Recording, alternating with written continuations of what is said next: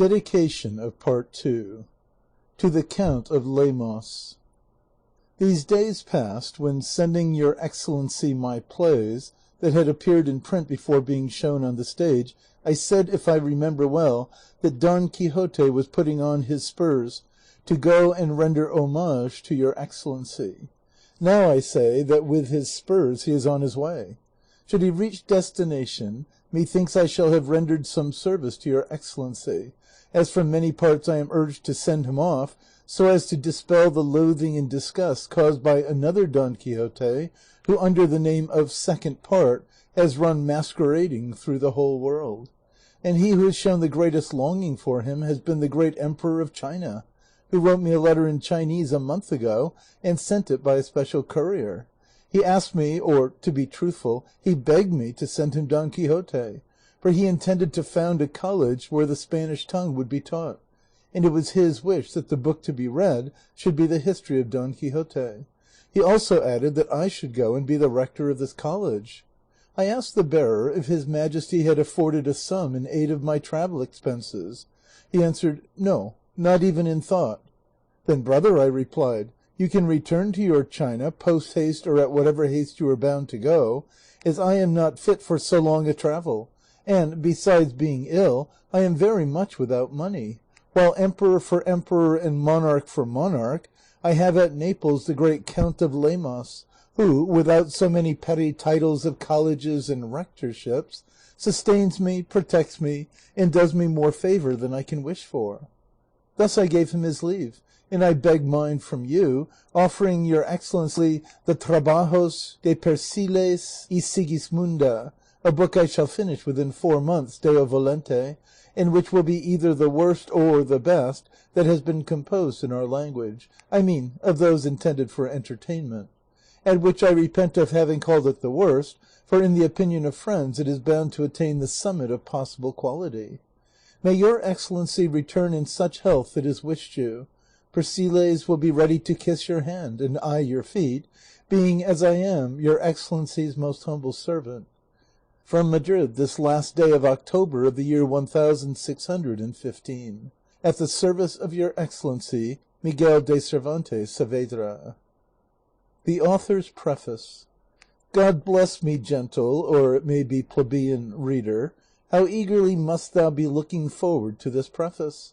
expecting to find there retaliation, scolding, and abuse against the author of the second Don Quixote, I mean him who was, they say, begotten at Tordesillas and born at Tarragona. Well then, the truth is, I am not going to give thee that satisfaction, for though injuries stir up anger in humbler breasts, in mine the rule must admit of an exception.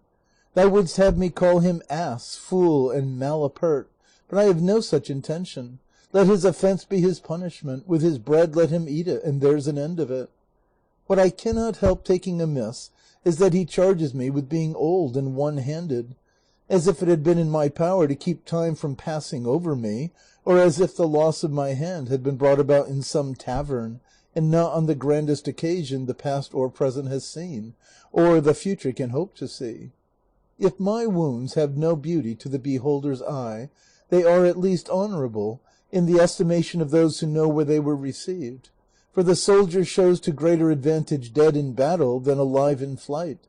and so strongly is this my feeling, that if now it were proposed to perform an impossibility for me, I would rather have had my share in that mighty action than be free from my wounds this minute without having been present at it. Those the soldier shows on his face and breast are stars that direct others to the heaven of honour and ambition of merited praise, and moreover it is to be observed that it is not with grey hairs that one writes, but with the understanding, and that commonly improves with years. I take it amiss too that he calls me envious, and explains to me as if I were ignorant what envy is, for really and truly, of the two kinds there are, I only know that which is holy, noble, and high-minded, and if that be so, as it is, I am not likely to attack a priest, above all if in addition he holds the rank of familiar of the holy office. And if he said what he did on account of him on whose behalf it seems he spoke, he is entirely mistaken, for I worship the genius of that person, and admire his works and his unceasing and strenuous industry. After all, I am grateful to this gentleman the author for saying that my novels are more satirical than exemplary, but that they are good, for they could not be that unless there was a little of everything in them. I suspect thou wilt say that I am taking a very humble line, and keeping myself too much within the bounds of my moderation, from a feeling that additional suffering should not be inflicted upon a sufferer, and that what this gentleman has to endure must doubtless be very great, as he does not dare to come out into the open field in broad daylight, but hides his name and disguises his country as if he had been guilty of some lèse-majesty. If perchance thou shouldst come to know him, tell him from me that I do not hold myself aggrieved, for I know well what the temptations of the devil are, and that one of the greatest is putting it into a man's head that he can write and print a book by which he will get as much fame as money, and as much money as fame, and to prove it, I will beg of you in your own sprightly pleasant way to tell him this story. There was a madman in Seville who took to one of the drollest absurdities and vagaries that ever madman in the world gave way to. It was this: he made a tube of reed sharp at one end, and catching a dog in the street, or wherever it might be, he with his foot held one of its legs fast, and with his hand lifted up the other, and as best he could fixed the tube, whereby blowing he made the dog as round as a ball. Then holding it in this position, he gave it a couple of slaps on the belly and let it go, saying to the bystanders, and there were always plenty of them, "Do your worships think now that it is an easy thing to blow up a dog? Does your worship think now that it is an easy thing to write a book? And if this story does not suit him, you may, dear reader, tell him this one, which is likewise of a madman and a dog. In Cordova there was another madman, whose way it was to carry a piece of marble slab or a stone, not of the lightest, on his head. And when he came upon any unwary dog, he used to draw close to him and let the weight fall right on top of him, on which the dog in a rage, barking and howling, would run 3 streets without stopping.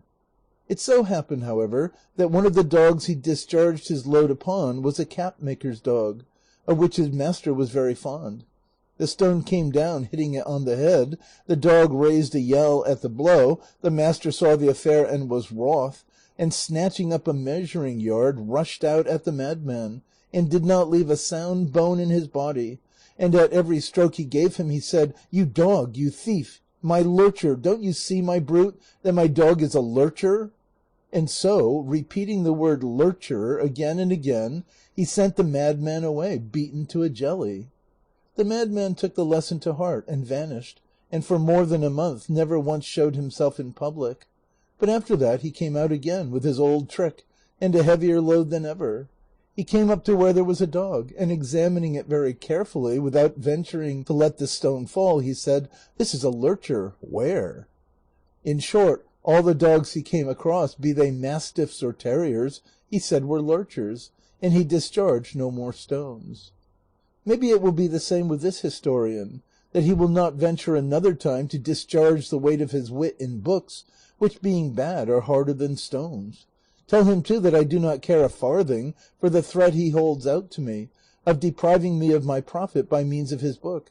For to borrow from the famous interlude of the Perendenga, I say in answer to him, "Long life to my lord the Veinticuatro, and Christ be with us all." Long life to the great Conde de Lemos, whose Christian charity and well-known generosity support me against all the strokes of my cursed fortune. And long life to the supreme benevolence of his eminence of Toledo, Don Bernardo de Sandoval y Rojas. And what matter if there be no printing presses in the world, or if they print more books against me than there are letters in the verses of Mingo Revulgo? These 2 princes, unsought by any adulation or flattery of mine, of their own goodness alone, have taken it upon them to show me kindness and protect me. And in this I consider myself happier and richer than if fortune had raised me to her greatest height in the ordinary way. The poor man may retain honour, but not the vicious. Poverty may cast a cloud over nobility, but cannot hide it altogether. And as virtue of itself sheds a certain light, even though it be through the straits and chinks of penury, it wins the esteem of lofty and noble spirits, and in consequence their protection. Thou needst say no more to him, nor will I say anything more to thee, save to tell thee to bear in mind that this second part of Don Quixote, which I offer thee, is cut by the same craftsman, and from the same cloth as the first, and that in it I present to thee Don Quixote continued, and at length dead and buried, so that no one may dare to bring forward any further evidence against him. For that already produced is sufficient, and suffice it too, that some reputable person should have given an account of all these shrewd lunacies of his, without going into the matter again, for abundance even of good things prevents them from being valued, and scarcity, even in the case of what is bad, confers a certain value.